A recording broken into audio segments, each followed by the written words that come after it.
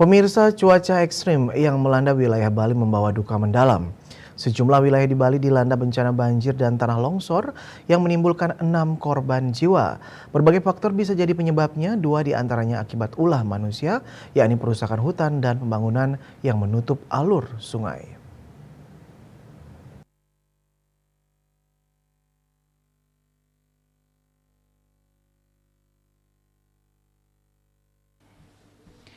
Banjir bandang yang menerjang Sungai Bilukpoh serta sejumlah daerah aliran Sungai Das di Jembrana awal pekan lalu membuktikan bahwa alam di hutan sedang tidak baik. Siklus banjir bandang di setiap das di Jembrana selama kurun waktu 15 tahun ini semakin pendek. Kasus banjir Bilukpoh jika dirunut berdasarkan siklus dimulai 2008, terjadi kembali pada 2018, jarak 10 tahun, dan saat baru 4 tahun kembali terjadi dengan volume yang lebih besar dari 2 banjir sebelumnya. Kayu-kayu besar dari hutan di tiap banjir bandang itu selalu menyertai pola pelestarian melalui program hutan desa yang diterapkan di sejumlah desa di Jembrana merupakan upaya persuasif melibatkan warga desa menjaga kelestarian hutan sekaligus memberikan manfaat ekonomi. Namun apakah sudah seimbang kewajiban menjaga hutan dan hak pemanfaatan ekonomi pengelolaan hutan itu? Ataukah selama ini justru timpang lebih berat di sisi ekonomi? Aktivis lingkungan hidup asal Jembrana Iputu Bawo mengatakan banjir bandang yang terjadi dari hulu itu tidak akan menyadarkan seluruh komponen apabila dilihat sebagai bencana dampak cuaca ekstrim.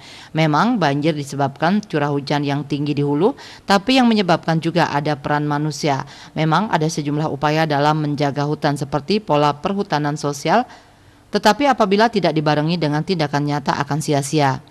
Aktivis lingkungan yang juga warga lokal Jembrana ini menilai bila sepakat hutan rusak dan ada upaya memperbaiki hutan yang rusak harus masuk dan melihat fakta di hutan. Semua harus berani mengakui bahwa ada sesuatu hal yang lebih besar yakni ekologi daripada pertimbangan ekonomi. Menurutnya ini bukan kesalahan alam atau 1-2 orang, tetapi kesalahan bersama. Bahwa yang saat ini berupaya melakukan upaya penyadaran warga penyanding hutan tentang pentingnya menjaga ekosistem, berharap apapun konsep menjaga alam jangan hanya berakhir di sebuah teks dan jargon. Menurut dosen pengampu mata kuliah geomorfologi di Fakultas Pertanian UNUD, bencana yang terjadi di sejumlah wilayah di Bali memang akibat curah hujan yang melebihi limit sehingga sampah maupun ranting di kawasan hulu ikut terbawa hingga hilir. Bahkan terkait bencana longsor, memang diakuinya karena material di Bali sebagian besar rawan longsor.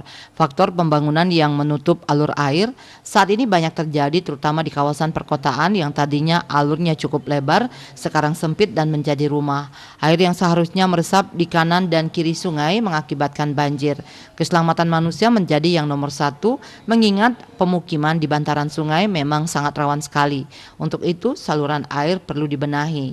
Dengan adanya tumpukan sampah, pembersihan sampah di sungai menjadi sangat penting. Sementara itu secara mitigasi dalam rangka menanggulangi bencana. Untuk di hulu diharapkan warga yang bermukim di lereng terjal dan di pinggir sungai agar lebih berhati-hati. Senderan-senderan agar diperkuat, artinya sesuai dengan kondisi tanah dan kondisi air setempat. Surya Dharma, Yudi Karnaidi, Bali Pos melaporkan.